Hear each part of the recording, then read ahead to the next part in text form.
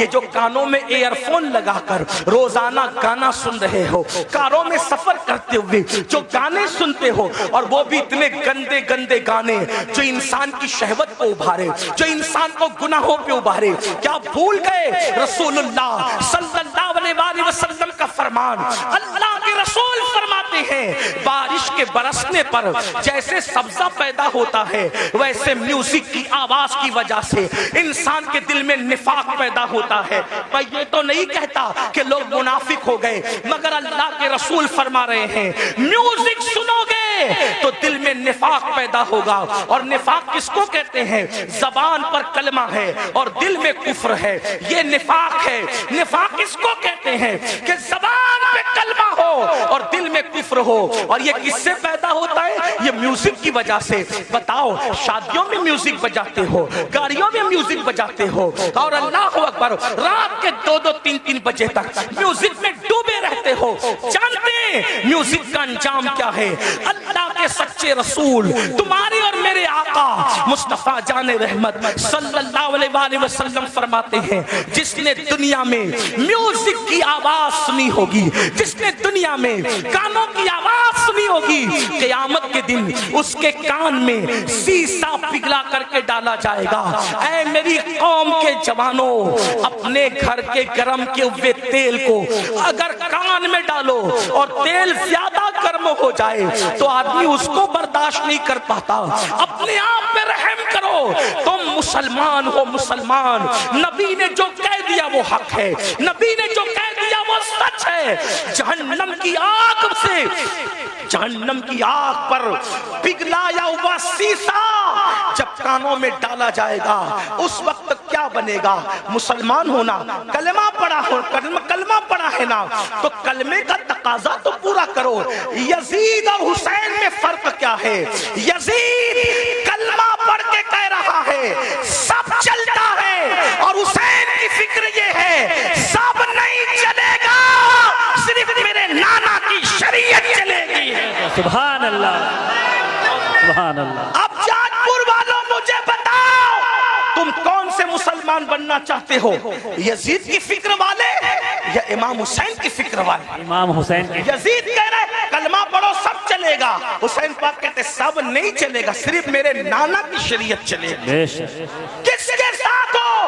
آج کہتے ہو ارے سب چلتا ہے، یہ تو یزید کی بولی ہے۔ زنا کرو سب چلتا ہے، یزید کی بولی ہے۔ شراب پیو سب چلتا ہے، یزید کی بولی ہے۔ مسجدیں ویران کرو پھر بھی جنت میں جائیں گے، یزید کی بولی ہے۔ حسین پاک کی یہ بولی نہیں ہے۔ حسین پاک کہہ رہے صرف ایک چیز چلتی ہے بس، وہ میرے نانا کی شریعت ہے، بے شک۔ محمد الرسول اللہ کی شریعت ہے۔ آؤ، برداشت نہیں کر سکتا کوئی بھی اللہ کی عذاب۔ آقا فرماتے جہنم کی آگ کا بنا ہوا سیسا گانا سننے والوں کے کان میں ڈالا جائے گا۔ اور ایک بات آپ کو کہوں، آج پوری دنیا میں اگر توجہ ہے، آپ شور نہیں کر رہے تو میری بات پہ توجہ، جو شور کر رہے انہیں کرنے دیں۔ میں تو اتنا ہی کہوں گا کہ امام حسین کی محفل ہے، اللہ کی عطا سے حسین دیکھ رہے ہیں، کون چپ ہے، کون سن رہا ہے، کون شور کر رہا ہے، بات اپنی اپنی۔ اور ان کی محفل میں آنے والوں، نام حسین کا معاملہ یہ ہے، حسین پاک کا نام لو تو تقدیریں بدل جاتی ہیں۔ ہاں، یہ کوئی مشاعرے کی محفل نہیں ہے میرے بھائی، ہاں یہ کوئی اوٹ اور نوٹ کی تقسیم کی محفل نہیں ہے میرے بھائی، یہ مولا حسین کی محفل ہے۔ جو بادشاہ دنیا کا بادشاہ نہیں تھا، وہ بادشاہ گر، جس کو پیار سے دیکھ لیا اس کو بادشاہ بنا دیا، جس کو پیار سے دیکھ لیا اس کو تاج عطا کر دیا۔ غور سے سنو، کربلا سننے آئے ہو، آج پوری دنیا میں مسلمانوں کے گھر خطرے میں۔ دن کو گھر اچھا بھلا نظر آتا ہے، شام ہوتے ہوتے وہی گھر زمین میں دھس جاتا ہے، زمین بوس کر دیا جاتا ہے۔ لوگ کر رہے ہیں، امریکہ میں کر رہے ہو، کینیڈا میں کر رہے ہو، برطانیہ میں کر رہے ہو، ہمارے ملک میں کر رہے ہو، جو کر رہے غلط کر رہے۔ میں ان کی تائید نہیں کر رہا ہوں کیونکہ وہ میرے سامنے ہے نہیں، میں ان سے کوئی بات نہیں کروں۔ میں بات تو آپ سے کروں گا کیونکہ آپ میرے سامنے بیٹھے، جو سامنے نہ ہو اس سے بات کرنا بے وقوفی ہے۔ جب وہ سامنے ہوں گے اللہ توفیق دے گا تو ان سے بھی بات کریں گے، لیکن آپ سے بات کر رہے ہیں۔ مگر ان سے بھی دو جملے کہتا ہوں اس لیے کہ دیواروں کو کان ہوتے ہیں۔ اللہ کرے ان دیواروں کے کان کے ذریعے کسی کے کان تک بات پہنچے. لوگوں کو پتا ہونا چاہیے کہ جو چونٹی کا گھر اجاڑے، چونٹی کا، اللہ چونٹی کا گھر اجاڑنے والوں کے بھی گھروں کو ویران کر دیتا ہے. انسان کے گھروں کے دشمن نہ بنو. اگر تم کسی کے نشیمن پہ بجلی گراؤ گے تو اللہ تمہارے نشیمن کو بھی خاک میں ملا دے گا. طاقتور تم نہیں ہو، طاقتور صرف اللہ ہے. جس وقت یزید نے حکومت کے نشے میں حسین کا گھر اجاڑا تو یزید خوش تھا، میں نے حکومت کے نشے میں حسین کا گھر اجاڑ دیا، پورا گھر کاٹ دیا، اب حسین کی نسل نہیں رہے گی. میرے لیے راستہ کلیئر ہو گیا. جو میری راہ میں رکاوٹ بن رہا تھا میں نے سب کو کاٹ دیا. لیکن وہ 8، 12 یا 14 بیٹوں کا باپ تھا یزید. 8، 12، 3 روایتیں، یا 14 بیٹوں کا باپ تھا اور ہٹے کٹے بیٹے رکھتا تھا. اور حسین کی نسل کے بارے میں اس کو یہ بغض تھا کہ میری حکومت میں جو چیز رکاوٹ ہے میں نے ختم کر دیا. مگر قدرت نے بتایا یزید تو طاقتور نہیں ہے، طاقتور اللہ ہے. 14 بیٹے چھوڑ کے مرا تھا، آج نسل نظر نہیں آتی. حسین ایک بیمار چھوڑ کے گئے، کوئی محلہ نظر نہیں آتا جہاں حسین کی اولاد موجود ہے. سبحان اللہ، سبحان نعرہ تکبیر، نعرہ رسالت، شہدائے کربلا کانفرنس، سرزمین جذب. زمین کے اندر بھی اچھے اولاد حسین سو رہی ہے اور زمین کے اوپر بھی اچھے اولاد حسین نظر آ رہی ہیں. تو عرض یہ کر رہا تھا، لیکن جو لوگ کرتے ہیں میں ان سے تائید نہیں کرتا. آپ مگر سنیں کیونکہ میرے سامنے آپ ہیں. آپ کے گھر خطرے میں، دن میں گھر اونچا دکھتا ہے، نیچے بعد میں ختم ہو جاتا ہے. وجہ اس کی حدیث سنیں.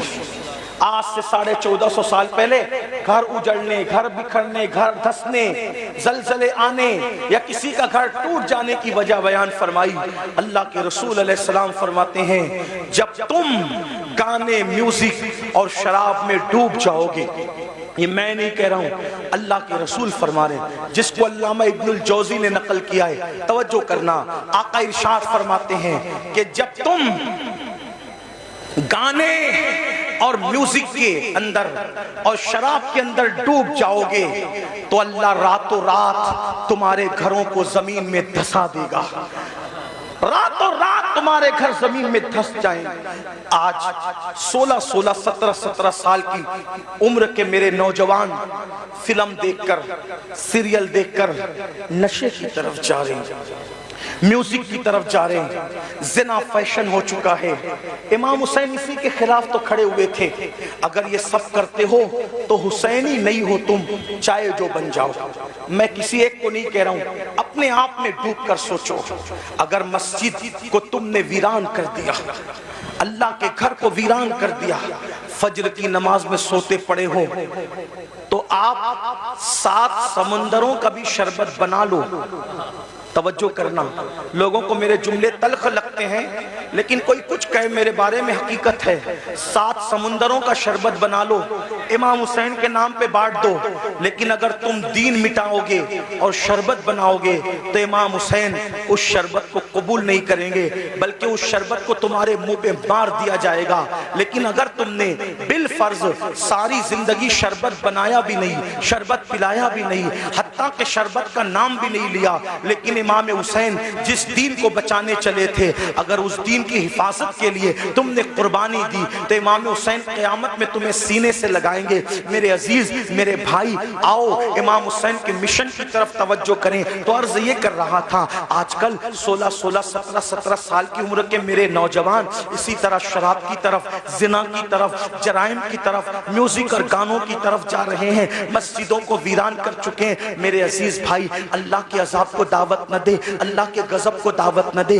یہ جو آپ سوچتے ہیں نا کہ ہم لوگ کچھ بھی کریں گے جنت میں چلے جائیں گے, ہم کچھ بھی کریں گے ہم آخرت میں کامیاب ہو جائیں گے, میرے بھائی میرے عزیز یہ دنیا ہے دنیا, یہ دنیا مکار ہے, یہ دنیا غدار ہے, یہ دنیا بے وفا ہے. اس دنیا سے دل نہ لگا, تو کچھ بھی کمائے گا, تو کچھ بھی کمائے گا, تو کتنا بھی جمائے گا, مگر یاد رکھنا اگر تو نے آخرت کی تیاری نہ کی, اگر تم نے آخرت کی تیاری نہ کی, سب دنیا ہی کے اندر دھرا کے دھرا رہ جائے گا. قرآن کہتا ہے لا تنسا نصیبک من الدنیا, دنیا سے اپنے نصیب کا مت بھول. میرے بھائی کیا تو میرے آقا کی وہ حدیث بھول چکا ہے؟ اللہ کے رسول نے فرمایا جس نے دنیا کے اندر شراب کا صرف ایک گھونٹ پیا ہوگا, جب وہ مر کے قبر میں جائے گا تو اس کا منہ سور کی طرح کر دیا جائے گا یا بندر کی طرح کر دیا جائے گا. آؤ میرے بھائیوں, ایک بزرگ کے ہاتھ پر ایک کفن چور نے توبہ کی تھی.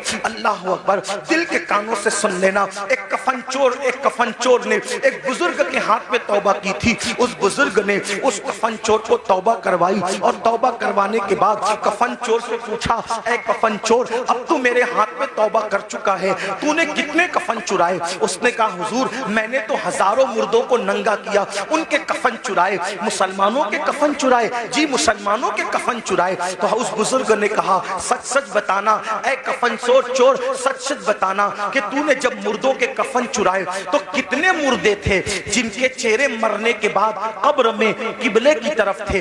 دھیان سے سننا, توجہ سے سننا, تھوڑا منبر والوں سے بھی توجہ چاہتا ہوں, بات نہ کریں, بہت نوازش ہوگی آپ کی, میں آپ کی معلومات میں اضافہ نہیں کر سکتا لیکن آپ کی دعائیں ضرور لے سکتا ہوں, آپ کی بھی توجہ چاہتا ہوں. میری بات غور سے سنیں, میں ان کی طرف بات کو لے کر کے جا رہا ہوں, دھیان سے سنو. کفن چور سے بزرگ نے پوچھا تو نے ہزاروں مسلمانوں کے کفن چرائے, یہ بتا کتنے مسلمان تھے جن کے چہرے قبلے کی طرف تھے اور کتنے مسلمان تھے جن کے چہرے قبلے سے پھرے ہوئے تھے؟ تو اس نے کہا حضرت اللہ کی قسم کھا کے کہتا ہوں اب تو میں آپ کے ہاتھ پہ توبہ کر کے نیک بن چکا ہوں. اگر میں نے 100 مردوں کی لاش کو کھولا, 100 مردوں کی قبروں کو کھولا اور ان کی لاش کو میں نے ننگا کیا, تو 100 مردوں میں سے 99 مسلمان ایسے تھے جن کے چہرے قبلے سے پھرے ہوئے تھے. 100 مردوں میں سے 99 مردے ایسے تھے جن کے چہرے قبلے سے پھرے ہوئے تھے. ایک مسلمان ملتا تھا 100 میں ایک جس کا چہرہ قبلے کی طرف ہوتا تھا. اس بزرگ نے اپنے پیر و مرشد کو خط لکھا, حضور یہ بتائیں, اللہ اکبر, حضور یہ بتائیں کہ مرنے کے بعد لوگوں کے چہرے قبروں میں کیوں پھر جاتے ہیں, قبروں میں کیوں پھر جاتے ہیں؟ بزرگ نے لکھا بیٹا جو لوگ دنیا میں رسول اللہ کی سنت سے منہ پھیر لیتے ہیں, جو لوگ دنیا میں رسول اللہ کی سنت سے منہ پھیر لیتے ہیں, مرنے کے بعد ان کے چہرے قبلے کی طرف نہیں ہوتے. اے میری قوم کے جوانوں, کیا ڈر نہیں لگتا, کیا قبر میں نہیں جانا کہ جب سنت سے کوئی منہ پھیرے تو اس کا چہرہ مرنے کے بعد قبلے کی طرف نہیں ہوگا؟ اب آپ کیا سمجھتے, کہتے اب مولانا اللہ رحیم ہے, اللہ کریم ہے, ستار ہے, غفار ہے. ارے یہ بات مولانا کو آپ سے زیادہ سمجھتے ہیں کہ اللہ رحیم ہے, کریم ہے, ستار ہے, غفار ہے. لیکن آپ کو پوچھنا چاہتا ہوں, آپ مجھے بتائیں کہ آپ اور ہم اگر جرائم کریں تو اللہ غیرت والا, وہ رحم والا ہے تو وہ غیرت والا بھی ہے. میرے بھائی اس کی غیرت کی طرف توجہ کیوں نہیں کرتے؟ صرف سنت چھوڑنے پر جب وہ منہ قبلے کی طرف رکھنا گوارا نہ کرے تو وہ جنت کے اندر کیسے داخل کرے گا؟ اس کی خفیہ تدبیر سے ڈرو. یہ دنیا میں پہلی اور آخری بار آئے ہو. مشرکین کو دیکھ کر, منکرین اسلام کو دیکھ کر ان کی طرح ننگا ناچ نہ کرو, ان کی طرح ظلم نہ کرو. کہ جب انسان سنت سے منہ پھیر لے تو اللہ تبارک و تعالیٰ اس کا منہ کعبے کی طرف رکھنا گوارا نہیں کرتا. کعبے کی طرف منہ رکھنا گوارا نہیں کرتا, اللہ جنت میں اس کو کیسے ڈالے گا؟ یہ دنیا ہے, اس دنیا میں آدمی جتنے چاہے جرائم کر لے, اور پھر اللہ اکبر جو گناہ کبیرہ اس میں خاص طور پر حرام لقمے کا کھانا اور اسی کے ساتھ نشہ کرنا, شراب پینا. آج نشہ مسلم سوسائٹی کے اندر سوچی سمجھی سازش کے تحت پرموٹ کیا جا رہا ہے. کون لوگ پرموٹ کر رہے ہیں ہمیں نہیں پتا. انشاءاللہ ہمارے ملک کی جو ادارے ہیں جاسوس ادارے وہ اس کی تحقیق کریں گے کون ہے دشمن ملک اور ملت کا. یہ بات طے ہوگی بعد میں. لیکن خاص طور پر مسلم سماج میں نشے کو پرموٹ کیا جا رہا ہے. جو باپ ہیں، جو سرپرست ہیں، جو ذمہ دار ہیں، وہ دھیان سے سنیں کہ باضابطہ طور پر وہ بچے جو اچھے ذہین بچے ہیں، جو تعلیم کے لیے بہت زیادہ ہوشیار ہیں، ایسے بچوں کو ٹارگٹ کیا جاتا ہے اور ان کو پہلے فری میں ایم ڈی اور اس جیسی دوائیاں چٹائی جاتی ہے. ان سے پہلے دوستی کی جاتی ہے، پھر ان کو وہ چٹایا جاتا ہے. ایک دو بار جب انسان اس کو چاٹتا ہے اور پھر نیند گہری آتی ہے اور اس کے جو اثرات ہوتے ہیں، پھر انسان اب اس کو حاصل کرنے کی کوشش کرتا ہے تو پھر مہنگے سے مہنگے دام میں اس کو بیچا جاتا ہے. تو پیسہ بھی برباد، زندگی بھی برباد. اے مسلمانوں، اپنے بچوں کو قیمتی سے قیمتی لباس دو، اپنے بچوں کو اچھے سے اچھا کھلاؤ، اپنے بچوں کے ہر شوق پورے کرو، لیکن اس پر عقاب کی طرح نظر رکھو کہ تمہارے بچے کس کی صحبت میں بیٹھتے ہیں، کس کے پاس بیٹھتے ہیں، کس کے ساتھ رہتے ہیں. یاد رکھنا مسلمانوں کے ٹیلنٹ سے لوگوں کو بہت خوف ہے، اس لیے کہ یہ ملک ہی نہیں بلکہ دنیا کے تمام ممالک پر اگر سینکڑوں سال اگر کسی نے حکومت کی ہے تو وہ صرف لا الہ الا اللہ پڑھنے والی قوم ہے. مسلمانوں کو حکومت کرنے کا شعور آتا ہے، مسلمانوں کو سیاست کرنے کا شعور آتا ہے، مسلمانوں کو تجارت کرنے کا شعور آتا ہے. دنیا جانتی ہے جس دن مسلمان تجارت کی منڈی میں ڈٹ جائے گا، کسی ماں نے ایسا لال پیدا نہیں کیا جو وہ مسلمان کا مقابلہ کر سکے. جب ہم تاجر تھے ہمارے مقابلے میں کوئی تاجر نہیں تھا، جب ہم سیاست کر رہے تھے ہمارے مقابلے میں کوئی سیاستدان نہیں تھا، ہم علم کے میدان میں ڈٹے تھے ہمارے مقابلے میں کوئی نہیں تھا. دنیا کے سارے انسان بغداد میں اور مصر میں ہمارے دروازوں پر کاسے گدائی لے کر علم کی بھیک مانگا کرتے تھے. ہاں ہم ہی تھے جو لوگوں کو جاگیریں بھیک میں عطا کرتے تھے، ہم ہی تھے جو لوگوں کو مالا مال کرتے تھے. اے میری قوم کے جوانوں، لوگوں کو تمہارے ٹیلنٹ سے خطرہ ہے. ان کو پڑھنے مت دو، ان کو آگے بڑھنے مت دو، ان کو تجارت کرنے مت دو، ان کو جو ہے معاش اور معیشت کی طرف آگے بڑھنے مت دو. ان کو گانوں کا عادی بنا دو، ان کو گیم کا عادی بنا دو، ان کو نشے کا عادی بنا دو، ان کو شراب کا عادی بنا دو. ظالموں، اپنی ذمہ داریوں کو محسوس کرو. یہ کھلونا موبائل کا جو تمہارے ہاتھ میں دے دیا گیا ہے اور الگ الگ گیمز تمہیں لا کر کے دے دیے گئے ہیں، کب تک گیم میں ڈوبے رہو گے؟ گیم میں مبتلا کرنے والے تمہارے خیر خواہ نہیں ہیں، یہ تمہارے مستقبل کو تباہ کر دینا چاہتے ہیں. نشے میں ڈبانے والے تمہارے خیر خواہ نہیں ہیں، یہ تمہارے مستقبل کو برباد کر دینا چاہتے ہیں. اے میری قوم کے جوانوں، ہم گیم کھیلنے والے لوگ نہیں ہیں، ہم گیم کھیلنے والے لوگ نہیں ہیں. ہم تو ناخن تدبیر سے امت کی بکھری ہوئی زلفوں کو سنوارنے والے لوگ ہیں. ہم تو قوموں کے مستقبل کو تابناک بنانے والے لوگ ہیں. نوجوان کسی قوم کا سرمایہ ہوتا ہے. اگر نشہ کرو گے خود کی فکر نہیں ہوگی، ماں باپ کی فکر کیا کرو گے؟ نشہ کرو گے خود کی فکر نہیں ہوگی، اولاد کی فکر کیا کرو گے؟ نشہ کرو گے خود کی فکر نہیں ہوگی، اپنی قوم کی فکر کیا کرو گے؟ مسلمان نوجوانوں، ہمارا جوان خود بھی بڑھنے والا ہے، قوم کو بھی آگے بڑھانے والا ہے. فکر کرو، اپنی قوم کو آگے بڑھاؤ. جانتے ہیں جب تک نشہ ہمارے سماج میں نہیں تھا قوم اتنی غریب نہیں تھی. آج ایک سروے بتاؤں، پورے ہندوستان میں حضور علیہ السلام کی نالین کے صدقے جاتا ہوں، امیروں کے یہاں بھی رکتا ہوں، غریبوں سے بھی میرے تعلقات ہیں. آپ کو بتاؤں آج ہر باپ کی شکایت یہ ہے کہ بوڑھا باپ کما رہا ہے، جوان لڑکے نہیں کما رہے. جوان لڑکے فضول گھومتے ہیں، ٹی شرٹ پہن لیا، जींस पहन लिया, अच्छी बाइक पर, नंगा नवाब, किले पे घर, यानी उसके जैसा कोई नहीं। मुसलमानों, अपने बूढ़े बाप पे बोझ मत बनो। गेम की वजह से, नशे की वजह से, फजूल दोस्तों की वजह से जो जवान अपने माँ बाप पे बोझ है, उसका तो कोई शुमार ही नहीं। अगर नफली नमाजें भी तुम्हें अपने माँ बाप पे बोझ बना दे, इस्लाम उसको भी पसंद नहीं करता। मैं जिम्मेदारी से अर्ज करता हूँ, हालांकि नमाज मेरा टॉपिक है, मैं जब भी किसी जगह गुफ्तगू करता हूँ, बगैर नमाज की फजीलत के मैं उन्वान मुकम्मल नहीं करता, मैंने अपने ऊपर लाजिम कर रखा है। लेकिन एक बात कहूँ, फारूक आजम के दौर में एक जवान था जो रात दिन मस्जिद में पड़ा रहता था, वो फारूक आजम थे। फारूक आजम थे, किसी की रियायत कभी नहीं की।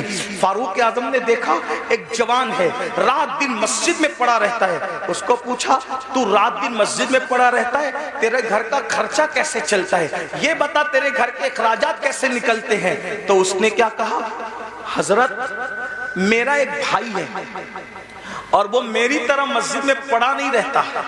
अजान होती है, मस्जिद में आता है, नमाज पढ़ के फौरन चला जाता है, और वो इतनी मेहनत करता है कि उसके घर का खर्चा भी वो चलाता है और मेरे घर का खर्चा भी वही चलाता है। हम दोनों का बोझ वो उठाता है। फारूक आजम ने कहा, कयामत के दिन तुझसे बेहतर दर्जे में जन्नत में तेरा भाई रखा जाएगा।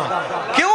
क्योंकि तू नफिल पढ़ के उस पे बोझ बना हुआ है, और वो नफिल न पढ़ के तेरा बोझ उठाने वाला बना हुआ है। नफल इबादत से बेहतर किसी का बोझ उठाना है। आप ये बात समझें मुसलमानों, मेरी कौम के जवानों, मेरी कौम के जवानों, हमारे प्यारे मुल्क भारत में 60% से ज्यादा जवान है। जवान यानी पूरी दुनिया में अगर सबसे ज्यादा जवान किसी मुल्क में मौजूद है, वो हमारे हिंदुस्तान में है। इसीलिए आप पूरे जलसे को काउंट कर लें, मेरी बात पे यकीन नहीं आता, आपको 90% जवान न नजर आए तो देख लेना। आप देखिए तो आप सब जवान हो, सब के सब जवान हो। और आपको बताऊं, ये जो उलमा की दाढ़ियां सफेद हो गई है, इनकी दाढ़ियां सफेद है मगर ये भी जवान है, क्योंकि मोहम्मद के गुलामों को बुढ़ापा आ नहीं सकता। तुम सब जवान हो। लोग क्या चाहते हैं, गौर से सुनो, ध्यान से, लोग क्या चाहते हैं? दो चीज, मुसलमानों को जाहिल करो और इनको गरीब करो। गरीब करो, जाहिल करो, फिर क्या होगा? गुर्बत कभी कभी इंसान को कुफ्र तक ले जाती है। जब ये गरीब हो जाएंगे, एक हाथ से रोटी देंगे और उसके बाद कहेंगे ईमान बेचो, ईमान खरीद लेंगे रोटी के टुकड़े पर। अब बिलाल जैसा इनमें थोड़ी मौजूद है जो पिट कर भी दीन पे कायम रहे। जो कौम गाने की दहलीज पर ईमान का सौदा कर सकती है, वो कौम क्या रोटी के टुकड़े पे ईमान का सौदा न करेगी?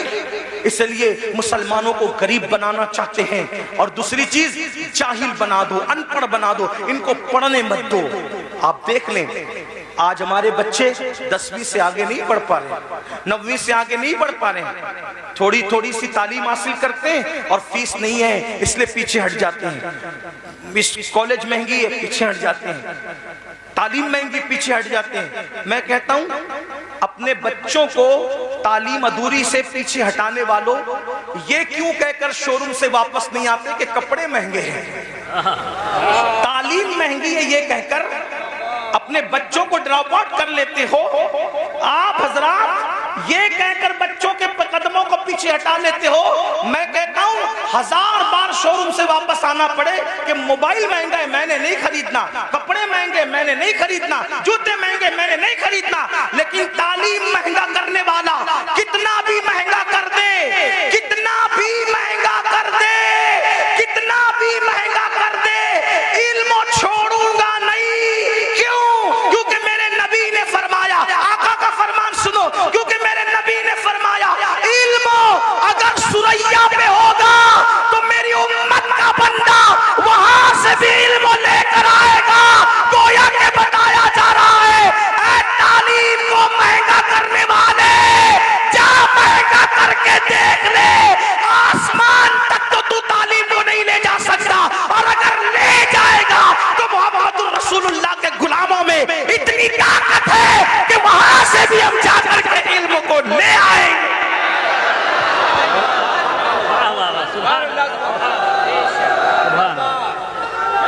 رسول اللہ. مالدار بنو اور ایجوکیشن پہ محنت کرو. میں تو لوگوں کو یہ بھی کہہ رہا ہوں، لوگ مجھے گالی دیتے ہیں، مجھے لوگ جتنا گالی دیتے میرا وزن اتنا بڑھتا ہے، کیونکہ میں ان لوگوں کی پرواہ، مجھے یہ لگتا ہے کہ جنت مجھے اللہ سے لینا ہے، گالی دینے والوں سے نہیں.